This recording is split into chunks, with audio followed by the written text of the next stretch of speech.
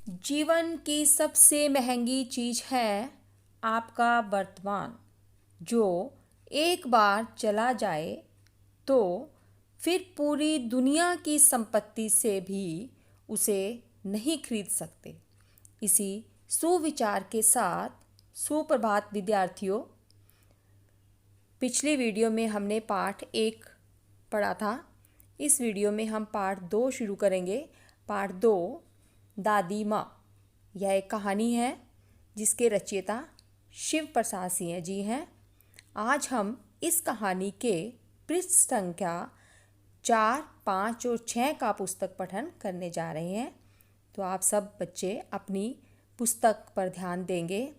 इस पाठ को शुरू करने से पहले हम शिव प्रसाद सिंह जी के जीवन परिचय के बारे में जानेंगे। शिव प्रसाद सिंह जी हिंदी के साहित्यकार थे। इनका जन्म वाराणसी के जलालपुर में 19 अगस्त 1928 को हुआ था। इनका पूरा नाम डॉक्टर शिव प्रसाद सिंह है। इनकी शिक्षा बनारस हिंदू विश्वविद्यालय में हुई। शिव प्रसाद जी का लगभग साहित्य जो था यह ग्रामीण जीवन पर आधारित है। इनकी मृत्यु 28 सितंबर 2008 में हुई। इस कहानी में लेखक शिव प्रसाद सिंह जी ने दादी के स्वर्गवास का पत्र पढ़ा तो वे हैरान रह गए। तब उन्हें अपनी दादी के जीवन की घटनाएं याद आने लगी, जो इस कहानी के माध्यम से हम जानेंगे। तो आइए अपनी पुस्तक पर ध्यान दें और पाठ को ध्यानपूर्वक पढ़ें। पाठ को पढ़ने से पहले इस पाठ में इस पृष्ठों पर आए हुए शब्दार्थ और कठिन शब्दों का अध्ययन करते हैं। तो पहले कठिन शब्द देखते हैं। कठिन शब्द नंबर 1 है, 1 पे है प्रतिकूलता। नंबर 2 गंधपूर्ण। नंबर 3 विचित्र। नंबर 4 अदृश्य। नंबर 5 विसूचिका। नंबर 5 विसूचिका। नंबर 6 अनुपस्थिति। अनुपस्थिति। नंबर 7 कुनैन। नंबर 8 जलाशय। शब्दार्थ इस प्रकार है। शब्दार्थ नंबर 1 है अनमना। अनमना का अर्थ होता है उदास। नंबर 2 क्वार। क्वार एक हिंदी महीने का नाम है जिसे हम आश्विन माह बोलते हैं। तो क्वार का अर्थ है आश्विन माह। नंबर 3 ज्वर। ज्वर का अर्थ होता है बुखार। नंबर 4 अनुमान। अंदाजा। अनुमान का अर्थ है अंदाजा। नंबर 5 विसूचिका। विसूचिका एक बीमारी का नाम है जिसे हम हैजा या चेचक बोलते हैं। तो विसूचिका का अर्थ है हैजा। नंबर 6 कुनैन। कुनैन का अर्थ होता है मलेरिया की दवा। एक दवा का नाम है कुनैन, जो मलेरिया होने पर खाई जाती है। तो कुनैन का अर्थ है मलेरिया। नंबर 7 तिताई। तिताई का अर्थ है कड़वापन। नंबर 8 सूद।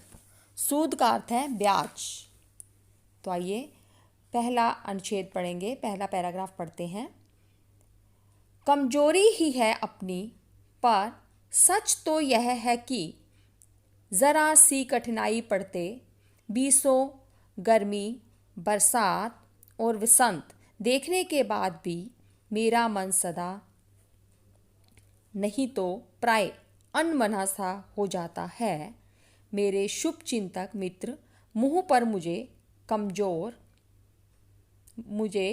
प्रसन्न करने के लिए आने वाली छुट्टियों की सूचना देते हैं और पीठ पीछे मुझे कमज़ोर और जरा सी प्रतिकूलता से घबराने वाला कहकर मेरा मजाक उड़ाते हैं। मैं सोचता हूँ, अच्छा अब कभी उन बातों को न सोचूंगा। ठीक है, जाने दो, सोचने से होता ही क्या है। पर बरबस मेरी आंखों के सामने शरद की शीत किरणों के समान स्वच्छ शीतल, किसी की धुंधली छाया नाच उठती है। तो इस पैराग्राफ में लेखक ने बताया है, लेखक शिव प्रसाद जी जो हैं अपनी दादी के मृत्यु का जब पत्र पढ़ते हैं तो वो क्या बताते हैं कि अपनी दादी की घटनाओं को याद करेंगे, बचपन की जो घटनाएं उनके साथ उन्होंने जो दिन बिताए। तो यहाँ पर लेखक बताते हैं कि मेरी ये कमजोरी है कि मैं थोड़ी सी भी अगर मुश्किल आ जाती है तो मैं क्या करता हूँ, घबरा जाता हूँ, अनमना सा हो जाता हूँ, मतलब उदास रहने लगता हूँ। तो मेरे जो शुभ चिंतक हैं, यानी जो मेरा भला सोचने वाले मेरे मित्र हैं, वो मुझे क्या कहकर प्रसन्न करते हैं कि छुट्टियों की सूचना देते हैं कि छुट्टियां आने वाली हैं। तो इस प्रकार से मुझे बातों में लगाकर मुझे खुश करना चाहते हैं। और पीठ पीछे क्या करते हैं वो मेरे मित्र, मुझे कमज़ोर कहते हैं, है ना, प्रतिकूलता से घबराने वाला, मतलब कठिनाइयों से घबराने वाला कहकर मेरा मजाक उड़ाते हैं। तो कई बार लेखक कहते हैं मैं सोचता हूँ कि मुझे इन बातों को नहीं सोचना चाहिए, लेकिन क्या होता है, उनके सामने एक धुंधली छाया नाच उठती है। किसकी धुंधली छाया? जो अस्पष्ट रूप से दिखाई देने वाली, जो कि पूरी क्लियर दिखाई नहीं देती है, उसको बोलते हैं धुंधली छाया। तो उनके सामने उनकी दादी की जो मतलब सूरत है वो सामने आ जाती है। तो इस प्रकार से वो उदास होने लगते हैं। आगे, मुझे लगता है जैसे क्वार के दिन आ गए हैं। मेरे गांव के चारों ओर पानी ही पानी हिलोरे ले रहा है। दूर के सिवान से बहकर आए हुए मोथा और साई की अधगली घासें, ये उर और बन प्याज की जड़ें तथा नाना प्रकार की बरसाती घासों के बीच सूरज की गर्मी में खोलते हुए पानी में सड़कर एक विचित्र गंध छोड़ रहे हैं। रास्तों में कीचड़ सूख गया है और गांव के लड़के किनारों पर झाग भरे जलाशयों में धमाके से कूद रहे हैं। अपने अपने मौसम की अपनी अपनी बातें होती हैं। तो इस पैराग्राफ में लेखक क्या बता रहे हैं कि जैसे ही क्वार के दिन आते हैं, आश्विन के महीने के दिन आते हैं, तो उन्हें अपनी दादी की याद आती है। किस बात की याद आती है? उनके दादी के साथ बिताए हुए दिन। कि क्वार का महीना जब भी आता है तो चारों ओर पानी जब हिलोरे यानी पानी उछल कूद करता है, उसकी लहरें उठती हैं, तो उसको अपनी दादी द्वारा बिताए हुए दिन क्या याद आ रहे हैं कि उस क्वार के महीने में जो पानी होता है उसमें सूरज की गर्मी से घास के जो बीज होते हैं साइडों पर जो लगे होते हैं पेड़ पौधे, है ना, तो वो सड़ जाते हैं इस मौसम में, जिससे कि गंध आनी शुरू हो जाती है। और साइडों पर जो कीचड़ पड़ा होता है वो भी धूप के कारण सूख जाता है।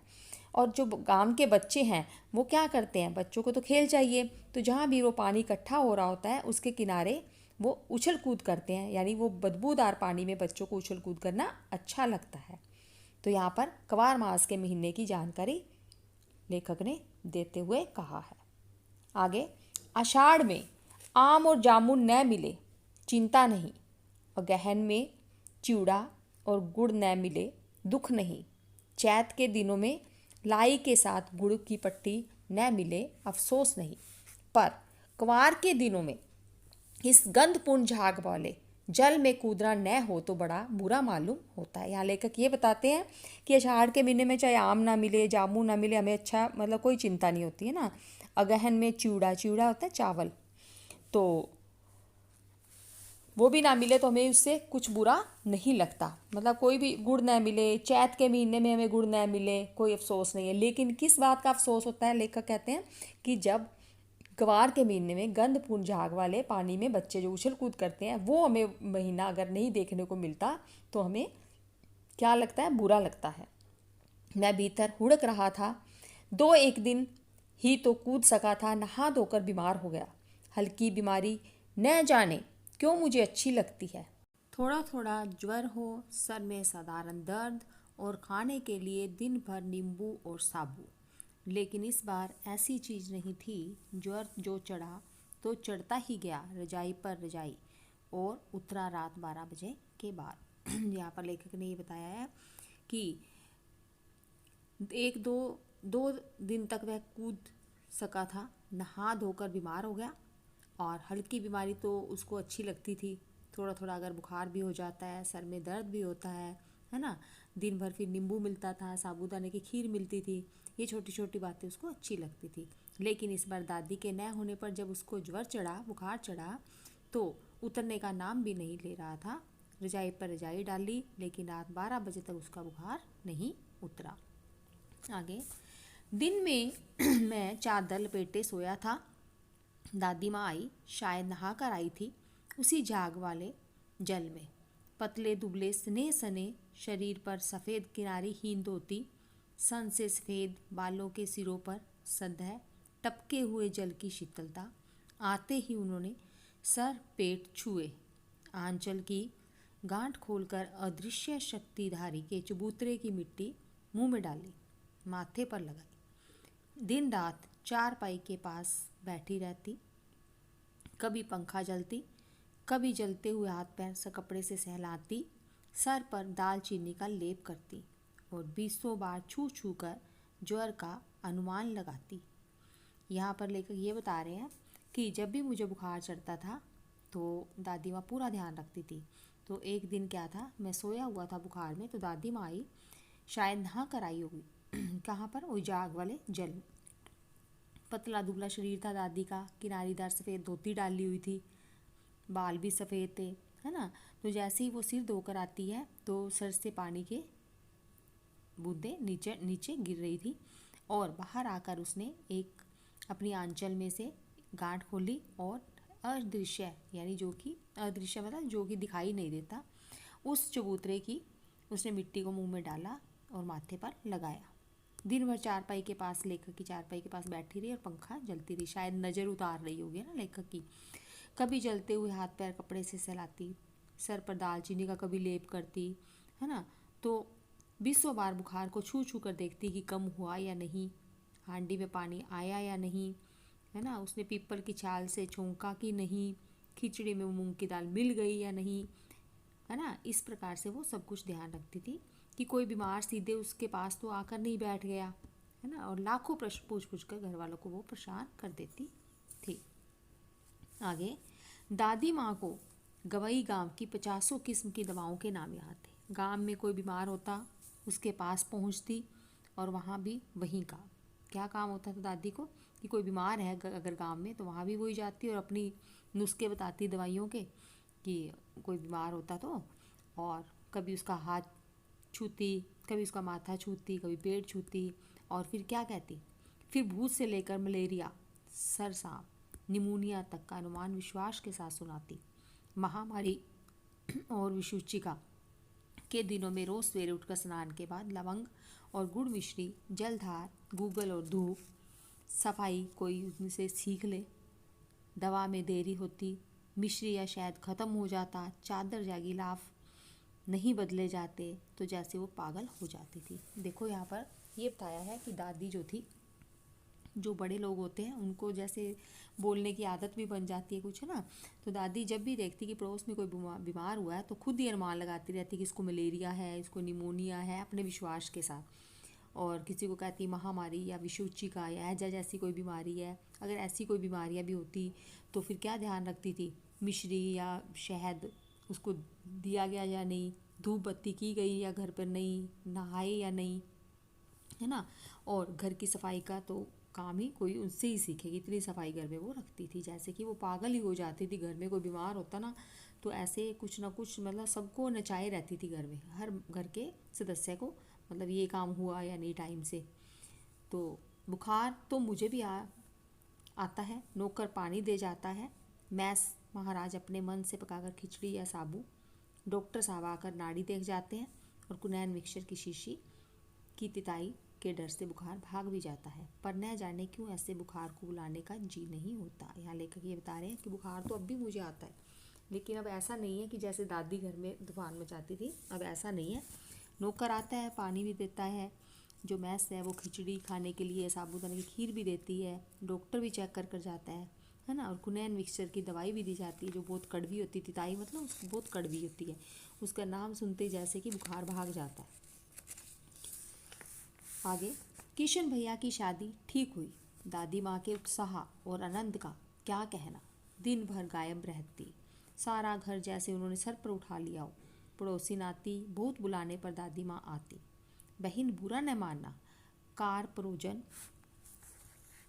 का घर ठहरा, एक काम अपने हाथ से न करूँ तो होने वाला नहीं। यहाँ लेखक ये बताते हैं कि दादी जब होती थी तो किशन भैया की जब शादी थी तब भी दादी क्या कहती थी, क्या शादी ठीक से हुई, और इतनी खुश होती थी और इतना आनंद से घर से मतलब गायब ही रहती थी, जैसे घर को उसने सिर पर ही उठा लिया हो कि शादी है, घर पे खुशी का माहौल है, अड़ोस पड़ोस के घर यानी सारे घर के काम काज करना है ना। पड़ोसने आती तो उनको क्या कहती थी कि बहन अभी आती हूँ, बुरा मत मानना। तो सारा काम क्या होता है वो दादी माँ ही संभालती थी। तो लोग दूसरों को क्या कहती थी कि कार प्रयोजन का घर ठहरा, यानी शादी के समय घर में बहुत काम होते हैं, तो उनको कहती है कि एक काम भी मैं खुद नहीं करती तो किसी से होने वाला नहीं। जानने को यूँ सभी जानते थे कि दादी माँ कुछ करती नहीं, पर किसी काम में उनकी अनुपस्थिति वस्तुतः विलम्ब का कारण बन जाती। देखो बड़े बुजुर्ग काम कम करते हैं, बोलते ज़्यादा है ना। तो यहाँ भी यही बात है कि दादी बोले रखती थी ये काम कर लो, ये हुआ या नहीं, है ना। तो इस प्रकार से करती कुछ भी नहीं थी। अब जैसे किशन की शादी वाले टाइम भी ऐसे ही था, जो घर में आई हुई थी बहनें, उनको क्या बोला कि ये काम भी मैं अगर अपने हाथ से नहीं करती तो होने वाला नहीं, करना कुछ भी नहीं होता था। पर किसी काम में उनका अगर अनुपस्थित रहना, यानी वो खुद अगर किसी काम में अगर उपस्थित नहीं होती तो वो काम भी देरी से होता था, विलम्ब का कारण बन जाती है। विलम्ब मतलब देरी का कारण, यानी वो काम लेट हो जाता था। उन्हीं दिनों की बात है, एक दिन दोपहर को मैं घर लौटा। बाहरी निकसार में दादी माँ किसी पर बिगड़ रही थी। देखा पास के कोने में दुबकी रामी की चाची खड़ी है। तो एक बार क्या होता है, लेकर कहते हैं जब मैं घर पर आया तो क्या देखता हूँ कि बाहर दादी माँ किसी पर बिगड़ रही है, अर्थात किसी से ज़ोर ज़ोर से लड़ने का जैसे काम कर रही हो। तो पास में कौन खड़ी थी, दुबकी हुई डरी हुई, यानी रामी की चाची। उसको क्या कहती है, सो न होगा धन्नो रुपये मैं सूद के आज दे दो, तेरी आंख में तो शर्म है नहीं। मांगने के समय कैसी आई थी, पैरों पर नाग रगड़ती फिरी, किसी ने एक पाई भी न दी थी। अब लगी है आजकल करने, फसल में दूंगी, अब क्या तेरी खातिर दूसरी फसल कटेगी। देखो इसने दादी माँ ने धन्नो की चाची को कुछ उधार रुपये दिए थे, तो उसे मांगे तो उसने उसके पास नहीं होंगे, तो दादी माँ उसको इसलिए उस पर बिगड़ पड़ी। उसने कहा सो न होगा, धन्नो से पैसे मांग रही है और कहती ब्याज सहित तुझे देने पड़ेंगे, तेरी आंखों में तो शर्म नहीं, तूने एक बार लिए उसके बाद देने का नाम नहीं लिया, है ना। तेरे को किसी ने पाई भी नहीं दी, मैंने तेरी सहायता की, लेकिन तू अब मेरे को देती नहीं है, तो तेरे को ब्याज भी देना पड़ेगा। और क्या कहती है उसको, आजकल करने की में लगी है, अर्थात तुम आज दूंगी कल दूंगी ऐसे तुम मुझे टाल रही है कि फसल होने पर दूंगी, है ना। तो उसको क्या कहती है, अब क्या तेरी खातिर फसल कटेगी। तो उसको इस प्रकार से डांटते हुए लेखक उसको देख लेते हैं। तो आगे की कहानी हम अगली वीडियो में पढ़ेंगे। धन्यवाद।